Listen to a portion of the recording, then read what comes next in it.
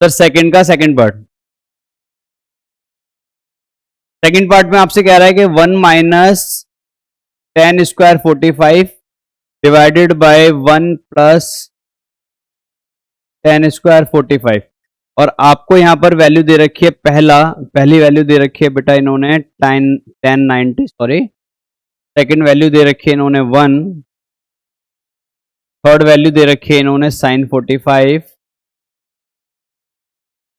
And the last value is what 0।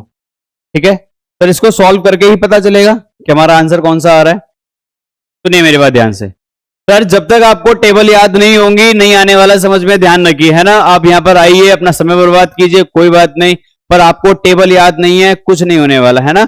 अब यहां पर मैं आपसे एक बात बोलता हूं, सुनो। अब यहां पर एक बात बताओ, जब एग्जाम में ऐसे क्वेश्चन आएंगे तो आप क्या वो टेबल फॉर्म करोगे जो मैंने बताई थी 0 1 2 3 4 5? नहीं सर, सर जिस बच्चे को याद होगा ना टेबल वही कर पाएगा जल्दी क्वेश्चन, है ना। वहां पर टेबल नहीं फॉर्म आएगी, बट अच्छा क्या लगता है हमको, टेबल बनाना। तो हाँ, ये हो सकता है कि स्टार्टिंग में आप किसी रफ पेज पर पीछे की तरफ फटाफट से टेबल बना लो और एक ही बार में जब भी क्वेश्चन आए फटाफट से देखकर कर लो, ये वहां पर उसका फायदा मिल सकता है। पर मेरे भाई ध्यान से सुनो, अगर आपको टेबल याद है तो आप बहुत जल्दी क्वेश्चन कर सकते हैं। आई होप आपको समझ में आ रहा होगा मैं क्या कहना चाह रहा हूं।